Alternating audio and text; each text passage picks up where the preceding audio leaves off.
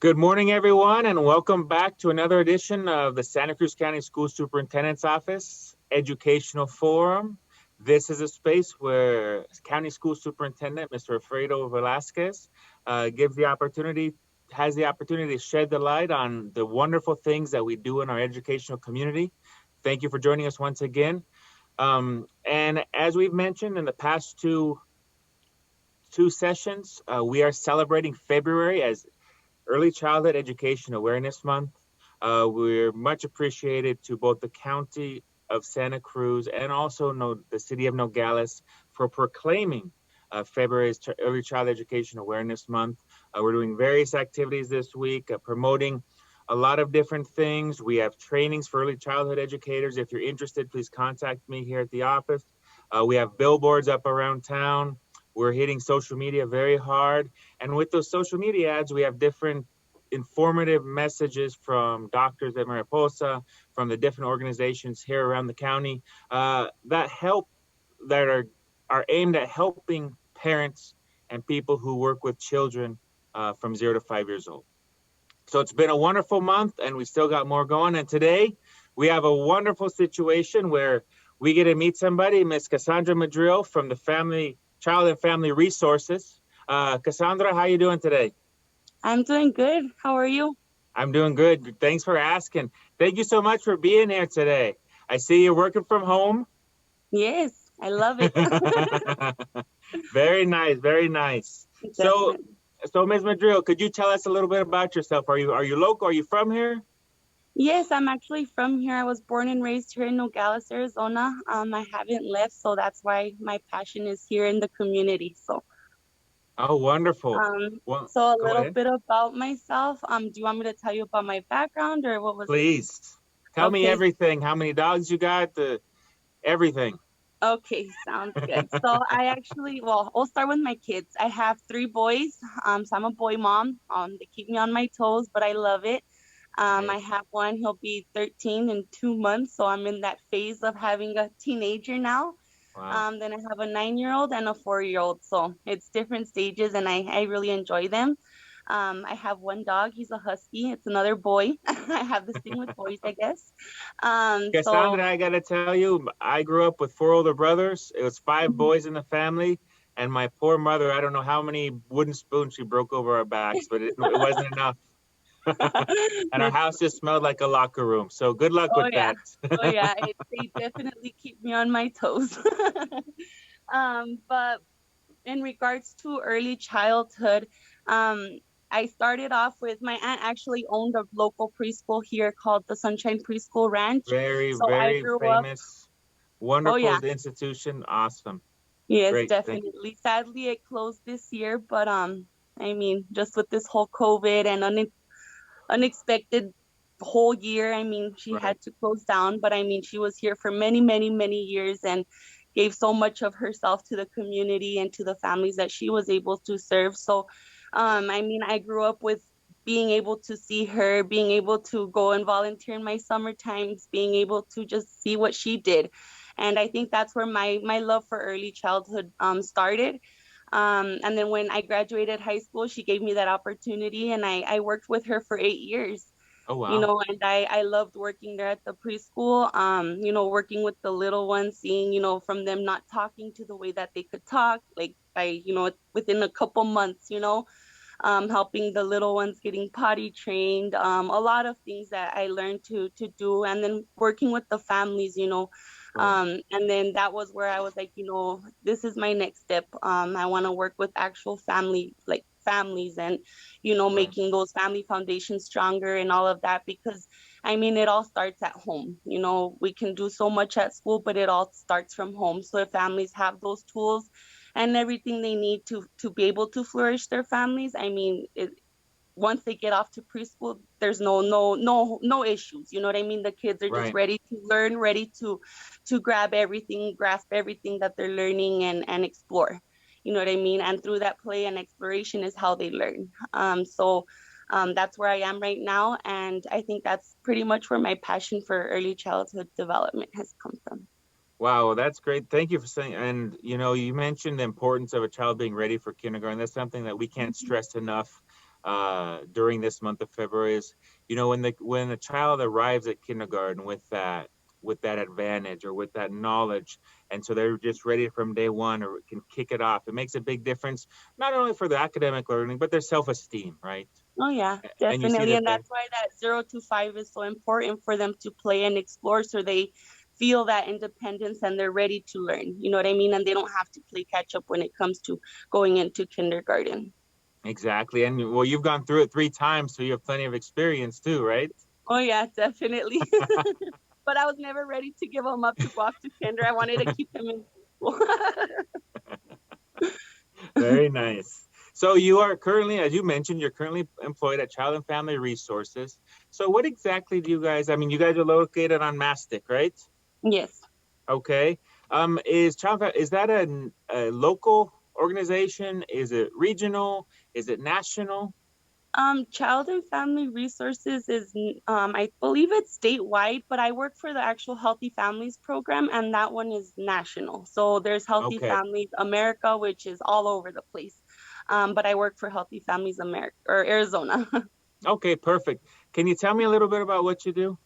So in my position or what Yes. Healthy Families? So Well, in my first your position. position and then in general.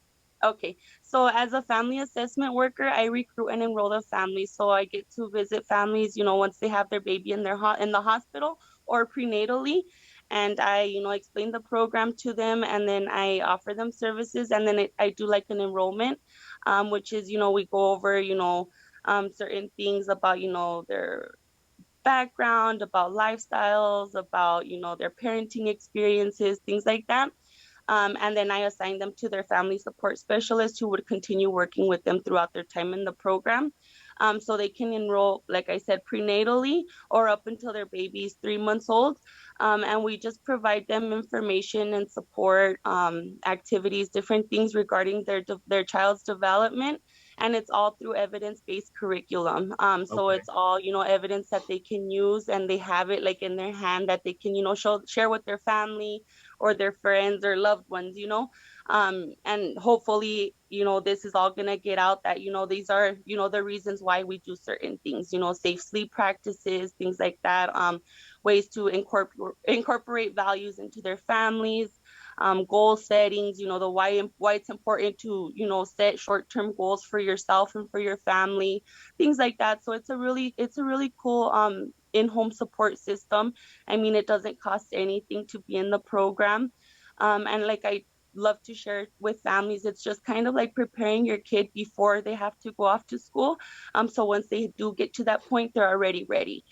So, we support the family, like I said, through activities and things like that. And then once their babies turn 2 to 3 years old, it kind of changes into teaching them shapes, letters, things like that. So once they do hit preschool or kindergarten, they're like, hey, I recognize that, or Right. hey, I already know that. So once the teacher introduces it, they're just like, I don't know what's going on. They already kind of are prepared. Uh-huh. Perfect, perfect. So, and then, like I said, there's also family goals that they come up with every 6 months, and we help them work towards those goals. If they need any help, linking their family to resources, we help link them to those resources. If there's ever like a red flag that maybe there's a little bit of like a delay or maybe an intervention that needs to be made with the baby's development, we'd be able to make those, referrals so the baby could get, the help that he or she may need. And then we have different programs like, the diaper, program where we can help families out with diapers. And then we have a car seat safety program where we have 3 certified technicians, that can help teach and install the car seats. And they get a brand new car seat out of the box for, Oh, wow. that for, just teaching them how to properly install the seats. So it's a pretty cool little program. That sounds great. Now, the name of the curriculum, is it parents? What's the name of the curriculum? What's the program that you guys follow? So we actually have different types of curriculum. We actually use, GGK, which is Growing Great Kids, or we use Partners for Healthy Babies. Okay. And it's all And evidence then like and based. then there's different ones that like there's certain ones that have been trained in other things like flourishing families where they teach parents on how to build up resiliency, social skills, different types of things. And then there's one called like Love and Logic where they teach different types of things. They're just depending on the family support specialist and what they're interested in. They have trainings in different things. Okay, wonderful. And so you mentioned it's from prenatal up Mm-hmm. until they enter kindergarten, correct? Correct. Okay, wonderful. And the idea is get them, make sure they're on the right path up until Mm-hmm. they get so that when they enter kindergarten, they're ready to get rolling. Mm-hmm. Okay, Definitely. wonderful. And you could you talk a little bit more about the diaper program that you have? How does that work? So we have a diaper program through the what is it called? The community program that I can't think of the name right now. um I can't think of the name. It's through the community program that we have here. But it's a program that we were able to donate diapers to the families that are in the program.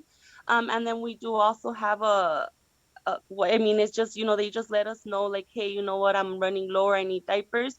And we're able to drop the diapers off either outside their home right now because of the whole COVID pandemic. We're Right. just doing drop offs at the doors, or they just let us know and they show up at the office and we're able to give them like a Ziploc bag with some diapers. And it's just to help support the family when needed. Of course. That's awesome. You know, I have twin daughters. You can never have enough diapers, right? Oh, no, definitely. It is. So as you mentioned COVID, I mean, we're starting to see kind of the light at the end of the tunnel type of thing. Can you talk a little bit about some of the activities that you can still do with parents during COVID, what you guys have been doing? So what we've been doing recently is every month we've been coming up with like activity bags that we can do with the families. So we get a big zip like those gallon bag Ziplocs and we fill them Oh, up with different activities that they can be doing with their families, along with any information or paperwork that we need to give to them. And then you just let them know, hey, you know what, what's a good day and time that I can go drop this bag off outside your home. And the families, they're totally fine with it and they love doing the activities. I know last month we did one for the infants where it was winter in a bag and it was just pretty much baby or hair gel with some glitter, little pom pom balls and like sequins, whoa, whoa, and they whoa, just whoa, whoa, whoa, whoa, whoa, whoa, whoa. together. Huh? Hold on. As a parent, you sent Okay. to them hair gel and glitter to their Yes, house? yes. Mixed Really? in a bag already, in a Ziploc bag. Did you So get any all they did, feedback from the parents? Oh, okay. So they it's in the loved bag. it was in the bag already. So no mess. No, it Whatever. was just a Whatever. No mess, huh? no mess activity. So it was just a hands-on thing so the kids could use their fine motor and start squishing and touch the cold hair gel. And it was just like pretty much to teach them about the different seasons. And then there was like a little penguin that they made and different little things. And then like if the families had any forms that they completed with the family support specialist, well, they just add those in like the ages and stages questionnaires, things like that. And then the handouts that support whatever it is that they're going to be talking with their family support specialist that month will also be in that bag, so they have it already for when the visit comes. The family support specialist will just say, hey, that activity or that handout, pull it out right now, and Right. then that they're able to go over it. And you're using FaceTime or Zoom or some Yeah, type they're of using application. either WhatsApp or FaceTime from what I understood. That's usually what most parents have. Right. Okay. Well, that's great. I mean, you're able to still support families. I mean, especially now they need it more than ever, right? During Oh this yeah, time. definitely. That's great that you could still do those things and be creative, even if you were putting glitter inside the homes of families. But that's great. That's wonderful to hear. Is there anything else you'd like to mention about what you guys do at the program or things that you offer um, to the public? So, I mean, it's already a lot of things, but I actually have a question real quick. okay. So, if they start prenatal, can they stay in the program all the way until the child's 5? So they could. Yes, they can. Oh, Yeah, wow. because well, we've seen that, those first connections are made prenatally. You know what Right. I mean? So that's why it's so important, for those parents to, even if it's them rubbing, their tummy, that's a way of them connecting with their baby from, Right. before they're here. So, that's why, we think it's really important for those or for those parents or families to make those early connections, because, the earlier they make them, the stronger they get. And the more that they, the more consistent they are, the child's going to be able to flourish and bloom, the way that they need to, because they're going to feel that, they have those connections, they have that safety, that security from their loved ones. Right. Yeah, it's never too early to start, right? Exactly.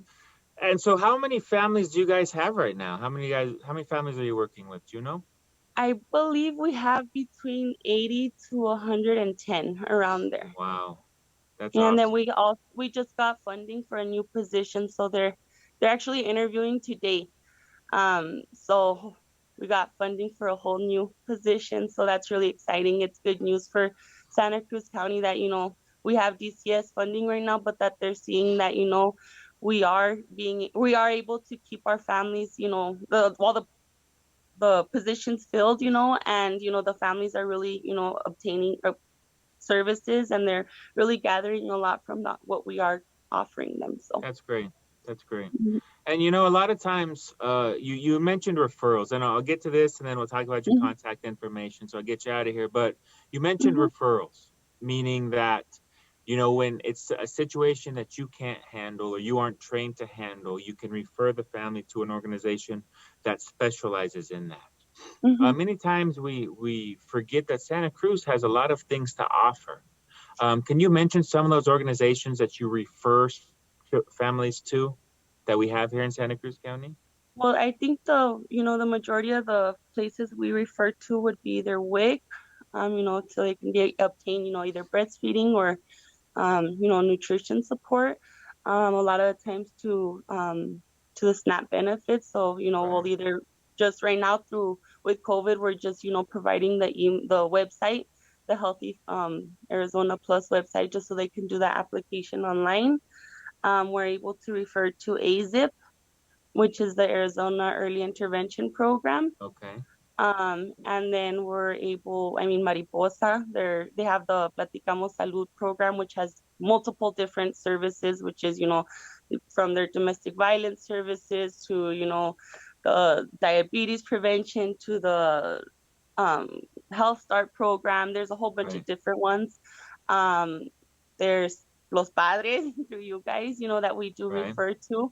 And that one is like a really good one because it's, such a large gap from the age group that you guys service. So it can be from a 0 to 4, I believe. right. And Mariposa is just, I think 0 to 1 or 2. So it's really cool to be able to offer, those services to extended age gaps. Um, we also do to behavioral health agencies such as, CBUS, to CHA, just depending on what the family needs. A lot of the Right, times, they're not ready for those, services in Santa Cruz County. So it's just linking them to, the Birth to Five hotline or helpline, I'm sorry, or the right, Arizona postpartum worm line. Things like that, because if they make that call and they're like, hey, you know what, it does work, maybe they're, the next step is getting that in-person support. You know what right. I mean? So I think any type of referral or resource that you can give the families, they'll make that first step when they're ready. Thank you for mentioning. That's one of the things that we really tried to emphasize during this month is, the parents. You've been through it 3 times. I've been through it. Obviously, my wife and I've been through it. It's sometimes you don't know where to turn, and sometimes we Mm-hmm. think that Santa Cruz County it's too small, maybe it doesn't have the resources, but it does. And that's one of Mm-hmm. the things that we really want to emphasize this month during February is to those families, those parents that are struggling, because all parents struggle at some point. You Mm-hmm. whether it just be picking the glitter out of the carpet, you're still struggling and it's frustrating, right? Oh And yeah. so sometimes you need somebody to talk to, you need a social group, and Santa Cruz has a lot of things that we can offer the families. So Mm-hmm. thank you so Definitely. much for mentioning that. So to wrap it up, if I want or if somebody listening out there, watching out there, wants to get in contact with your organization to maybe be one of your parents, how can they contact you? They can go ahead and call the office number. It's 520-281-9303. And then they would just leave their phone number and their name. If the the answering machine there actually gets redirected to my supervisor's cell phone, so it always gets answered. So I mean, you would just leave her their phone number and their name, and then she would just let me know, and then I'd call the family and schedule in a day and time that works best for them. Okay, perfect. So we have the phone number. You guys have a website too? Yes, it is childfamilyresources.org. Okay, perfect. And I'm sure you have Facebook. I believe they do. I'm honestly not sure. I'm not on Facebook, Okay, so I don't know. we'll check that out. And then, and for whatever reason, if they want to come in person, obviously right now there's plenty of restrictions and things like that. But when it kind of calms down, or if they want to go, I imagine you have some. Do you have somebody in the office right now, or should they do everything virtual? There's usually always somebody in the office. If not, Okay, there's always there. I mean, at the office, there's a little you have to ring the doorbell because there's nobody at the front desk. right. But I mean, if there's lights on, there's somebody in the office. Perfect, perfect. And that's located right across from Mariposa, right there on Yes, Mastic. Okay, correct. Uh-huh. wonderful. Well, Ms. Madrill, thank you so much for being with us. It's been a great time and very informative. Um, I, I and our office and the entire community has heard wonderful things that you guys do. We have your leader Cassandra Camacho there in some of our meetings, helping us out and explaining just the awesome things that you do and the awesome things that you yourself do, Madrill. So, thank you so much for everything that you do for early childhood. No, of course. Thank you so much, and thank you for this opportunity, Chris. Of course, thank you so much. We'll All see right. you guys. Thank you. And that's all for today for the Santa Cruz County School Superintendent's Office Educational Forum. On behalf of County School Superintendent Alfredo Velasquez, this is Chris Young saying thank you for being with us and have a wonderful day. And we'll see you next week. Feliz mes de la concientización de la educación de la primera infancia. Mi nombre es Cassandra Camacho con el programa Familias Saludables de Child and Family Resources. Nosotros apoyamos la concientización de la educación de la primera infancia porque creemos que las grandes mentes empiezan desde pequeños.